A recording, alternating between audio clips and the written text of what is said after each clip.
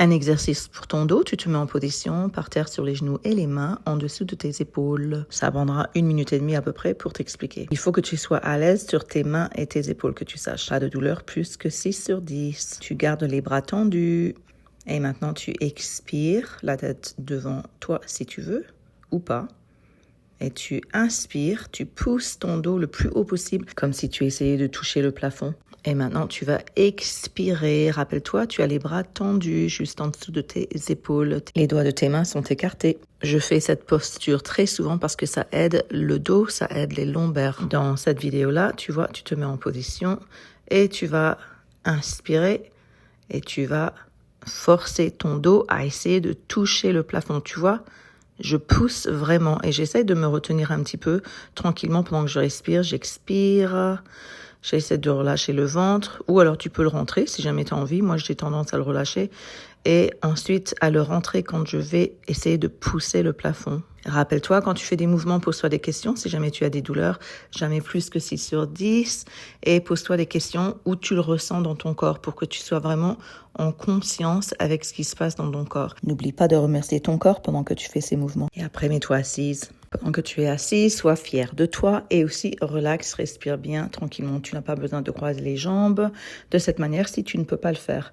Mets-toi juste à l'aise et assise et relaxe un petit peu, quelques minutes. Car maintenant, tu vas te remettre au boulot avec un autre mouvement pour ton dos qui va pas nécessairement t'inspirer. Pourtant, c'est quelque chose qui aide à renforcer les muscles du dos et surtout la flexibilité, l'agilité de ta colonne vertébrale. Alors voilà, ma belle, tu te mets en position comme moi à ce niveau-là. Tu es à plat sur ton ventre, mais complètement relax, comme si tu dormais. Sauf que tu vas mettre tes bras et tes mains avec les doigts ouverts au niveau de ta poitrine. Et ensuite, tu vas tout simplement pousser ton corps vers le plafond.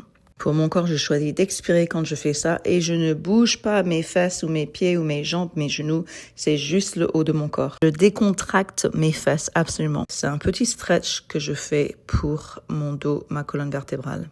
Tu te mets en position tranquille, tu essaies de respirer, essaies de bouger tes pieds pour voir ce qui se passe. Est-ce que tu ressens quelque chose? Est-ce que tu as des crampes? Est-ce que tu as mal?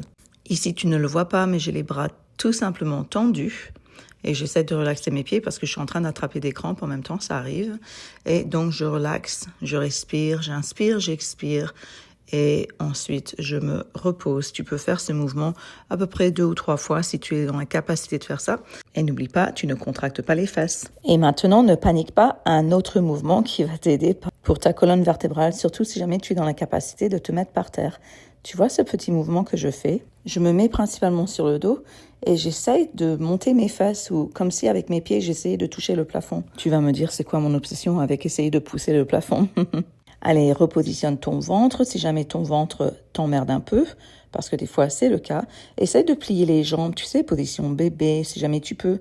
Si jamais tu ne peux pas, ne te frustre pas. Essaye juste de faire ces mouvements. Essaye de te balancer un petit peu sur la droite et tu vas rester coincé là. Donc, tu essayes de te balancer du mieux que tu peux sur le côté gauche. Tu vois, tu fais ces mouvements pour voir ce qui se passe sur ton dos. Ton dos va être assez plat et tu vas ressentir peut-être au haut de tes fesses, peut-être des douleurs à ce niveau-là ou peut-être au niveau des épaules. Sois en conscience avec toi-même pendant que tu fais ce mouvement. C'est très bon pour toi de savoir ce qui se passe dans cette position-là où tu mets principalement le poids de tes jambes sur ton ventre en sachant que si tu as un ventre tablier comme le mien, tu vas te sentir peut-être en train de t'étouffer. Ne panique pas. Tu fais de la position que tu es capable de tolérer. Donc peut-être que tu ne vas pas plier tes jambes autant, ou les tendre autant, ou les mettre vers ton ventre de la même manière. C'est tout doucement qui va plus vite de toute manière. Donc tu vas apprendre à faire ces mouvements. Essaye de voir si tu peux attraper tes orteils. Est-ce que tu arrives à faire ça? Ne panique pas si tu n'y arrives pas. Tu peux mettre tes mains sur tes mollets. Et tu peux faire de la même manière. Le but, c'est d'essayer de soulever tes fesses principalement. Et tu ne seras probablement pas capable de faire de la manière dont je le fais, parce que ça fait quand même plusieurs mois que je travaille sur ça. Mais ça, c'est le but que tu vas obtenir éventuellement. Parce que ça va t'aider au niveau de la flexion de ta vertébrale. Fais juste un peu 1 ou 2 minutes et ensuite tu te mets assise. Et tu relaxes parce que tu as fini.